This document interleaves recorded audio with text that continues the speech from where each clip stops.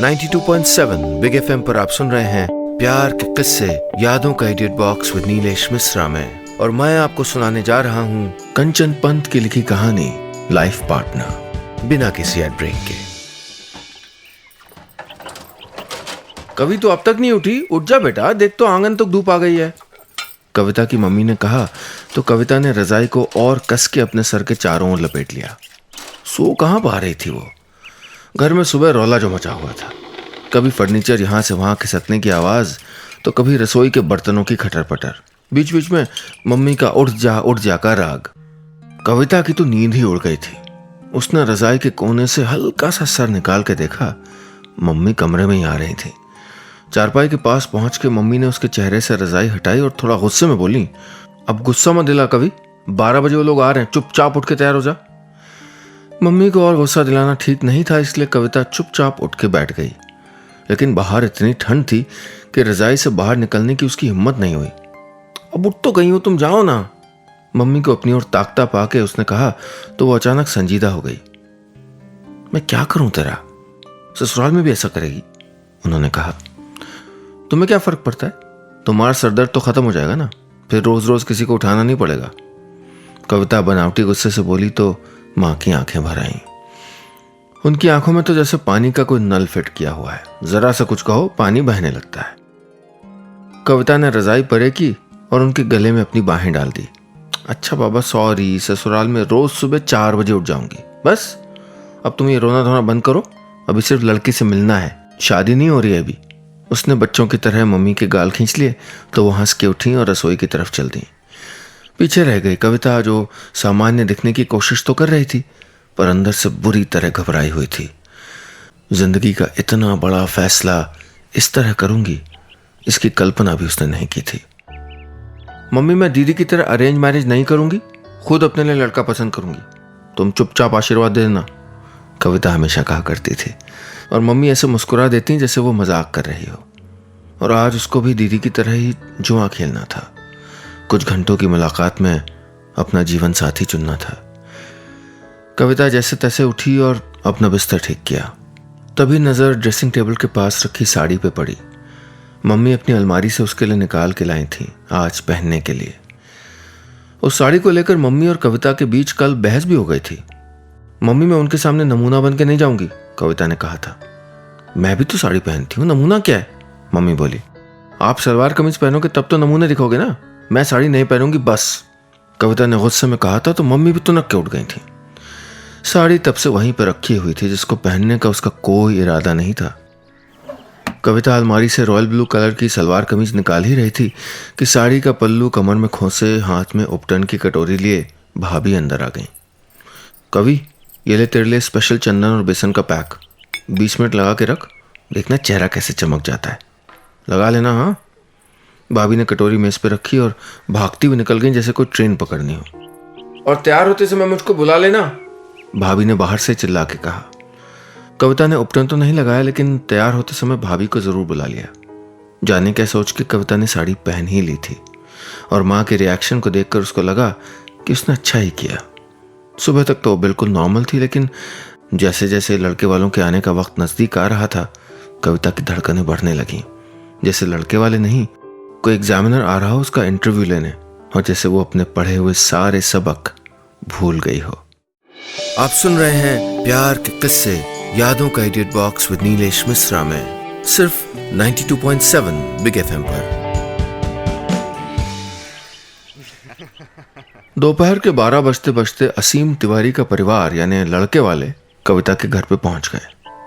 तिवारी जी कविता के पिता के दोस्त थे। दोनों की दोस्ती ज्यादा पुरानी तो नहीं थी, लेकिन दोनों ही एक दूसरे की काफी इज्जत करते थे। सुरेश जी, यह है मेरी पत्नी आशा, मेरी बेटी सुप्रिया और ये राजीव। तिवारी जी ने अपने परिवार से कविता के घर वालों का परिचय करवाया। इतने सारे लोगों के बीच घिरा था राजीव, लेकिन खुद को फिर भी बहुत अकेला महसूस कर रहा था। उसको लग रहा था जैसे किसी ने जबरदस्ती लाके पिंजरे में कैद कर दिया हो। उसके पापा और सुरेश जी अपने अगले महीने होने वाले शरदोत्सव की बात कर रहे थे। माँ और कविता की माँ एक कोने में बातों में लगे हुए थे। सब ऐसे जता रहे थे जैसे रोज की जैसी बात हो, पर जानते तो सभी थे कि आज उनका, खास करके राजीव का उनके घर आना रोज जैसी बात नहीं थी। राजीव उनके बीच बैठा हुआ था, न सिर्फ पूरी तरह बोर हो रहा था बल्कि उकता गया था। थोड़ी देर तक जैसे तैसे वो सोफे पे बैठा रहा और फिर उठकर खिड़की के पास चला आया। हवा के ठंडे झोंके ने चेहरे को थपकी दी तो जरा राहत महसूस हुई। ये लीजिए आ गई कवि। सुरेश जी की आवाज़ सुनकर राजीव ने पलट के देखा। शिफॉन की पीले रंग की साड़ी पहने, हाथ में चाय की ट्रे लिए वो लड़की खड़ी थी जिसका नाम कवि था, जो सुरेश जी की बेटी थी, जिसको देखने के लिए राजीव पहुंचा हुआ था। कविता के पीछे नमकीन, समोसे, मिठाइयों की प्लेट पकड़े उसकी भाभी आ रही थी। कविता सोफे के पास पहुंची थी कि साड़ी में पैर फंस गया और वो ज़रा सा लड़खड़ाई। पीछे खड़ी उसकी भाभी ने उसको संभाल तो लिया, लेकिन हाथ हिलने की वजह से कप से थोड़ी सी चाय ट्रे में गिर गई। कविता ने चाय की ट्रे मेज़ पे रखी और झुक के बारी बारी से राजीव के माँ पिताजी के पैर छुए। फिर सबको चाय के कप थमा के एक सोफे पे बैठ गई। राजीव की माँ की नज़र चाय की खाली ट्रे पर थी जिसमें थोड़ी सी चाय बिखरी हुई थी, लेकिन उन्होंने कुछ कहा नहीं। समोसा लीजिए ना बहन जी, कवि ने बनाया है, कविता की माँ ने राजीव की माँ आशा जी की ओर समोसे की प्लेट बढ़ाते हुए कहा। उन्होंने प्लेट से समोसा उठाया और कविता से बात करने लगी। कविता इतनी धीमी आवाज में जवाब दे रही थी कि राजीव सुन तक नहीं पा रहा था। ये पेंटिंग तुमने बनाई है? सामने की दीवार पर लगी एक पेंटिंग की ओर इशारा करके आशा जी ने उनसे पूछा। जब आशा जी की अपनी बेटी को देखने के लिए लड़के वाले आए थे तो उसकी बनाई हुई सारी पेंटिंग, सारे वॉल हैंगिंग्स आशा जी ने खुद ढूंढ ढूंढ के दीवार पर सजाए थे और बातों बातों में उसके ससुराल वालों से अपनी बेटी के हुनर का गुणगान करती रहती थी। इसी तरह कविता की माँ ने भी शायद उसकी कला की प्रदर्शनी लगाई होगी।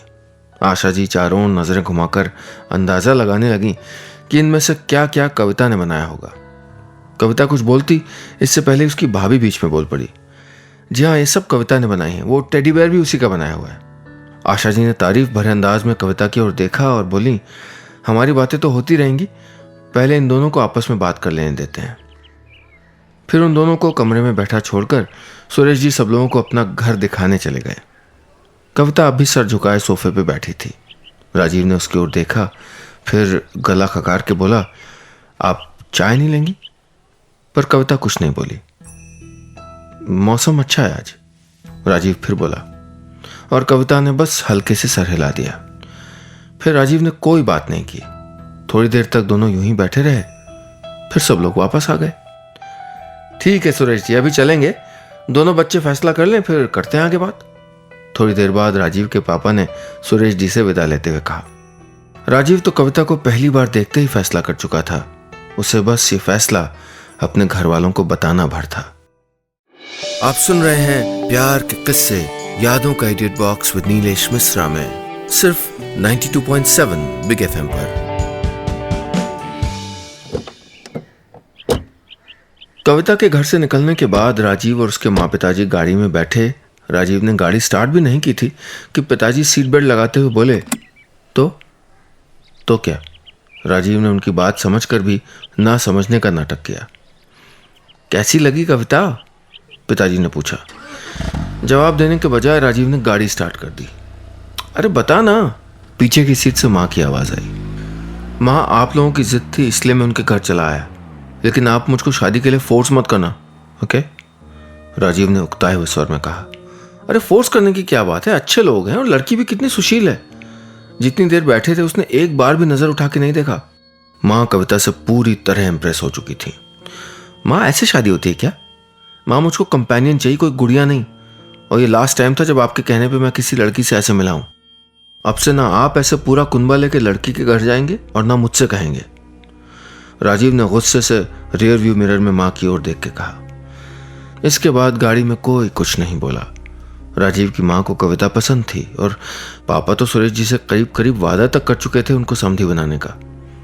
पर राजीव ऐसी लड़की से शादी कैसे कर लेता जिसके मुंह में जबान ही ना हो, जो लोगों के सामने बोलने की हिम्मत तक ना कर पाती हो, जिसकी अपनी कोई मर्जी ना हो। कविता जैसी सीधी सादी दब्बू लड़कियां उसके दोस्तों तक में शामिल नहीं थी, फिर उसको वो अपनी जिंदगी में कैसे शुमार कर सकता था? कविता के घर से लौटने के बाद राजीव के घर में दिन भर चुप्पी सी छाई रही। शाम को पिताजी ने खाना भी उसके साथ नहीं खाया। रात को सर थोड़ा भारी लग रहा था, इसलिए राजीव बरामदे में खामोश खड़ा था। तभी पीछे से पिताजी आए और उसके बगल में आके खड़े हो गए। तूने फैसला कर ही लिया तो सुरेश जी को बता भी तू ही देना, मेरी हिम्मत नहीं है, उन्होंने कहा और फिर दूर तक बिखरे हुए यार्ड शहर की चमचमाती लाइटों को देखने लगे। राजीव ने फैसला कर लिया था कि वो अगले ही दिन सुरेश अंकल के घर फोन करके उनको अपना फैसला सुना देगा कि वो उनकी बेटी से शादी नहीं कर सकता। अगले दिन रविवार था, इसलिए सब कुछ आराम आराम से हो रहा था। 11 बजने को थे, लेकिन वो अभी दाढ़ी ही बना रहा था। रविवार को माँ की सुबह तो मंदिर में ही बीतती है। दाढ़ी बनाकर आराम से नहा धोकर राजीव बाहर निकला तो पिताजी भी बाहर जाने की ही तैयारी कर रहे थे। सुरेश जी को फ़ोन कर लेना, वो बेचारे बेकारी उम्मीद में बैठे होंगे, उसको देखते ही पिताजी ने कहा और कंधे पे झोला लटका के बाहर निकल गए। थोड़ी देर बाद राजीव ने टेलीफोन की डायरी से सुरेश अंकल का नंबर निकाला और फ़ोन लगा दिया। हेलो हेलो, कौन बोल रहा है? दूसरी तरफ से एक मीठी आवाज आई, जैसे बटुए में रखे सिक्के एक साथ खनक उठे हों। सुरेश अंकल से बात करा देंगी प्लीज, राजीव ने कहा। दूसरी ओर से थोड़ी देर आवाज नहीं आई। वो कुछ बोलने जा ही रहा था कि सिक्के फिर खनके। पापा तो घर पे नहीं है। आप राजीव बोल रहे हैं ना? मैं आपको फोन करने ही वाली थी, एक बार मिलना चाहती थी आपसे, पॉसिबल है? कविता के मुंह से मिलने की बात सुन के राजीव थोड़ा चौंका, थोड़ा डर भी गया। कहीं कविता ने उसके साथ शादी के मंसूबे न बना लिए हो। अब इस बात को यहीं खत्म करना जरूरी हो गया था, तो राजीव ने तुरंत कविता से मिलने के लिए हाँ बोल दिया। शाम 5 बजे कॉफी शॉप में दोनों को मिलना था। आप सुन रहे हैं प्यार के किस्से, यादों का edit box with Nilesh Mishra में, सिर्फ 92.7 बिग एफएम पर। शाम ठीक 5 बजे राजीव एक कॉफी शॉप में बैठा कविता का इंतजार कर रहा था। यूं सामने बात करना थोड़ा मुश्किल था उसके लिए। कविता से जो बातें कहनी है, मन ही मन उस स्पीच को उसने एक बार फिर दोहराया, क्योंकि वो नहीं चाहता था कि उसके इनकार करने से कविता का दिल दुखे। तय वक्त से थोड़ा देर से ही आई थी वो। हल्की नीली रंग की सलवार कमीज में उस दिन से बिल्कुल अलग लग रही थी। हेलो राजीव, सॉरी आने में थोड़ा देर हो गई, उसने अपना पर्स टेबल पर रखते हुए कहा। कुर्सी खिसका के बैठ गई। इट्स ओके, मैं भी अभी आया हूं, राजीव ने कहा। थैंक्स फॉर कमिंग, वो मुस्कुरा दी। राजीव ने उसके लिए कॉफी ऑर्डर की और अपने लिए कोल्ड ड्रिंक। वो बहुत धीरे धीरे कॉफी के सिप ले रही थी। उसकी नजरें मेज पे रखे शुगर बोल पर टिकी थी और ध्यान किसी और ही चीज पे था, जैसे कुछ सोच रही हो या कुछ कहने के लिए शब्द इकट्ठा कर रही हो। राजीव, मुझे आपसे कुछ कहना था, उसने थोड़ा हिचकते हुए कहा। जी? राजीव थोड़ा सतर्क होकर बैठ गया। आई डोंट नो कैसे कहूँ, आई मीन आप इस शादी से इनकार कर दीजिए, उसने कहा तो राजीव चौंक गया। उसने कोल्ड ड्रिंक का ग्लास मेज पर रख दिया। बोला, मतलब ये कि मैं उस तरह की लड़की नहीं हूं जैसे कि आपको या आपके घर वालों को चाहिए। आप लोगों के लिए कल वो नाश्ता मैंने नहीं बनाया था। दीवार पर टंगी पेंटिंग भी भाभी की बनाई हुई थी। मुझको घर के काम नहीं आते, मैं छोटी छोटी बातों पे गुस्सा हो जाती हूँ। अपनी भाभी और मम्मी जितना पेशेंस नहीं है मुझ में। मुझे लेट नाइट पार्टीज में जाना पसंद है, मुझको वेस्टर्न कपड़े पहनना अच्छा लगता है, इसलिए मैं जैसी भी हूँ मैं बदलना नहीं चाहती। मम्मी पापा मेरी सुनेंगे नहीं, इसलिए सोचा कि आपसे हेल्प मांग लूँ। आप समझ रहे हैं ना मैं क्या कह रही हूँ? जल्दी जल्दी जो मुंह में आया वो बोलती चली गई और राजीव उसका मुंह देखता रह गया। बोलते बोलते उसका मुंह लाल हो गया था। उसने एक झटके में अपनी ठंडी हो गई कॉफी गटकी और उठ खड़ी हुई। अच्छा मैं चलती हूँ, आप प्लीज शादी के लिए मना कर दीजिएगा। राजीव को हैरान परेशान छोड़ के वो तेज तेज कदमों से वापस चली गई और वो ठगा हुआ उसको देखता रह गया। राजीव के लिए यकीन करना मुश्किल हो रहा था कि ये वही लड़की है जिससे वो कल मिला था। वो लड़की जो ढंग से बात तक नहीं कर पा रही थी। इतना आत्मविश्वास, इतनी हिम्मत रातों रात कहाँ से आ गई थी इसमें? उसके लिए तो वैसे अच्छा ही था, कविता ने सारी चीजें आसान कर दी थी। राजीव को अब ना पिताजी को नाराज करने की जरूरत थी, ना माँ को समझाने की। फिर भी पता नहीं क्यों वो खुश नहीं था। बिल प्लीज, राजीव ने बगल से गुजर रहे एक वेटर को आवाज दी। सर आपका बिल तो पे हो चुका है, आपके साथ जो मैडम थी ना उन्होंने पैसे दे दिए हैं, कह के वेटर टेबल पर रखा कप उठाने लगा। राजीव उठा और भारी कदमों से घर की ओर चल दिया। जिस कविता से शादी ना करने की जिद लेके बैठा था वो आज वही उसको चुंबक की तरह अपनी ओर खींच रही थी। आप सुन रहे हैं प्यार के किस्से, यादों का edit box with Nilesh Mishra में, सिर्फ 92.7 बिग एफएम पर। 5 दिन हो गए थे। राजीव के परिवार की तरफ से अब तक कोई जवाब नहीं आया था। कविता के घर वालों का उत्साह अब निराशा में बदलने लगा था। उस शाम सुरेश जी टीवी के सामने बैठे रिमोट से एक के बाद एक न्यूज़ चैनल बदल रहे थे। माँ उदास बैठी मटर छील रही थी।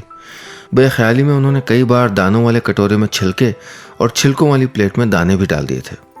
सुनो जी, एक बार आप ही फ़ोन कर लो ना तिवारी जी को। ये क्या तरीका हुआ? उन्हें मना भी करना है तो कम से कम एक फ़ोन करके बता तो सकते थे। मटर के दाने कटोरी में रखते हुए उन्होंने सुरेश जी से कहा। सुरेश जी क्या कहते? उनकी नाजों में पली बेटी को पिछले 6 महीने में 4 लड़के नापसंद कर चुके थे और अब ये 5वां। फ़ोन न करने का मतलब इनकार करना ही हुआ ना। ऊपर से मोहल्ले में हो रही कानाफूसियाँ, पड़ोसी के घर की दाल में हींग का तड़का लगा है या जीरे का, ये तक उनको पता लग जाता है। लड़के वाले देखने आए और लड़की को रिजेक्ट करके चले गए, ये बात उनको कैसे पता नहीं चलती। कोने में कैनवस को आसमानी रंग से रंगने में जुटी कविता देर से उनकी हरकतें देख सुन रही थी। कैनवस जब पूरा रंग गया तो कविता ने उसको सूखने के लिए छोड़ा और बगल में पड़े कपड़े से हाथ पोंछती हुई डाइनिंग टेबल पर माँ के पास आके बैठ गई। प्लीज़ माँ, आप लोग उनको फ़ोन नहीं करेंगे, कविता ने कहा। लेकिन माँ का ध्यान उसकी बातों में नहीं था। तेरी बनाई पेंटिंग तो बहुत पसंद आई थी उनको, दिख भी खुश रहे थे, फिर जवाब क्यों नहीं दे रहे? सुनो जी, कहीं ऐसा तो नहीं कि उनका फ़ोन आया हो और हम घर पे ना रहे हो? माँ की आवाज़ में थोड़ा उत्साह था। ओफो, कहीं सब बंटाधार ना हो जाए, कविता ने सोचा और फिर माँ को समझाने लगी। देखो माँ, आप ज़बरदस्ती थोड़ी उनके बेटे की शादी मुझसे करा सकते हो। जवाब देना होता तो दोबारा फ़ोन करते। कविता की बात से माँ का खिला हुआ चेहरा फिर बुझ गया। कविता ने माँ के हाथ से मटर वाली कटोरी ली और उसको रसोई में रखने चली गई। माँ का बुझा हुआ चेहरा देख के कविता का मन भी भारी हो गया था। बार बार एक ही ख्याल उसके दिमाग में आ रहा था कि राजीव से मिलकर कहीं उसने गलत तो नहीं किया। इधर अपने घर की छत पे बैठा राजीव सूरज को डूबते हुए देख रहा था। डूबते हुए सूरज को देखना न जाने क्यों आजकल उसको अच्छा लगने लगा था। उस दिन कॉफ़ी शॉप में बात करते करते लाल हो गया कविता का चेहरा उसके ख्यालों से निकल ही नहीं रहा था। पिछले 2 सालों में राजीव न जाने कितनी लड़कियों से मिला था। उसमें से कुछ बहुत खूबसूरत भी थीं, कुछ बहुत अच्छी कुक थीं, कुछ ने अपनी सिलाई कढ़ाई से माँ का दिल जीत लिया था। एक तो यूनिवर्सिटी की गोल्ड मेडलिस्ट थी, पर पता नहीं क्यों राजीव को उनमें कोई खूबी प्रभावित नहीं कर पाई। इसलिए क्योंकि वो लड़कियों को शोपीस नहीं मान पाता था। घर पे कविता को देखकर उसे भी वो एक शोपीस ही लगी थी। जिस तरह उसके घर वाले उसकी खूबियां बता रहे थे, ऐसा लग रहा था जैसे कोई सेल्समैन हो। खुद उसके अपने माँ पिताजी भी कहाँ खरीदार से कम लग रहे थे। लेकिन कॉफ़ी शॉप में वो जिस कविता से मिला वो तो बिल्कुल अलग थी। कविता से एक बार फिर मिलना होगा, राजीव ने सोचा और उसके घर का नंबर मिला दिया, इस बात की परवाह किए बिना कि कविता कैसे रिएक्ट करेगी। आप सुन रहे हैं प्यार के किस्से यादों का edit box with Nilesh Mishra में, सिर्फ 92.7 बिग एफएम पर।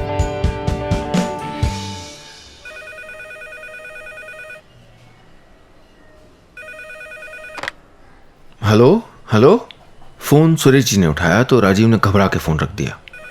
3-4 बार फोन लगाने के बाद आखिरकार कविता ने फोन उठाया। हेलो, हाय, हेलो कविता, मैं राजीव। राजीव हड़बड़ाते हुए बोला। राजीव, ओ हाय। कविता थोड़ी हैरान थी राजीव की आवाज़ सुनकर। राजीव कविता से मिलना चाहता था, उसी कॉफ़ी शॉप पर शाम 5 बजे। उसको अटपटा ज़रूर लगा लेकिन मना वो भी नहीं कर पाई। शाम 5 बजे दोनों फिर से उसी कॉफ़ी शॉप में बैठे थे।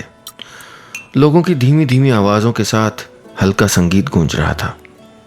थैंक्स फॉर कमिंग, राजीव ने मुस्कुराते हुए कहा। जानते हैं मैं आपसे मिलने क्यों आई? पिछले जिन 5 लड़कों से मैं इस कॉफ़ी शॉप में मिली हूँ, उनमें सिर्फ आप हैं जो मुझसे फिर से मिलना चाहते थे। अच्छा, मतलब मैं अकेला नहीं था जिसको तुमने रिजेक्ट किया? राजीव ने मेन्यू कार्ड को आंखों से टटोलते हुए कहा। नो वे राजीव, हम इंसान हैं, कोई सामान थोड़े हैं कि सिलेक्ट या रिजेक्ट किया जाए। बस मैं ज़िंदगी उस इंसान के साथ बिताना चाहती हूँ जो मुझको इंसान समझे, जो मेरी रिस्पेक्ट सिर्फ इसलिए ना करे क्योंकि मैं अच्छा खाना बनाती हूँ या अच्छी पेंटिंग करती हूँ, कविता बोली। दोनों काफ़ी देर से कॉफ़ी शॉप में बैठे हुए थे। हंसते हुए राजीव के दाएं गाल पे बड़ा सा गड्ढा पड़ता है, ये कविता ने पहली बार नोट किया। कविता कॉफ़ी में 3 चम्मच चीनी लेती है, ये पहली बार राजीव को एहसास हुआ। वेटर फ्रेंच टोस्ट और कॉफी का दूसरा कप टेबल पर रख रहा था। तभी अचानक राजीव ने कहा, मुझसे शादी करोगी कविता? राजीव की बात सुनकर कॉफी में एक्स्ट्रा चीनी डालते डालते कविता के हाथ रुक गए। उसने हैरानी से राजीव की ओर देखा। वो बिना पलके झपकाए उसकी ओर देख रहा था। कविता ने नजरें झुका ली। राजीव अब भी उसी की ओर देख रहा था। वो थोड़ी देर तक कॉफी में चम्मच हिलाती रही, फिर राजीव की ओर देख के बोली, आप मुझसे शादी करना चाहते हैं? ये जानते हुए भी कि मुझको खाना बनाना नहीं आता, मैं सिलाई कढ़ाई पेंटिंग कुछ नहीं जानती, मैं छोटी छोटी बात पे गुस्सा हो जाती हूँ, मुझको लेट नाइट पार्टीज पसंद है, मुझको वेस्टर्न कपड़े पहनना।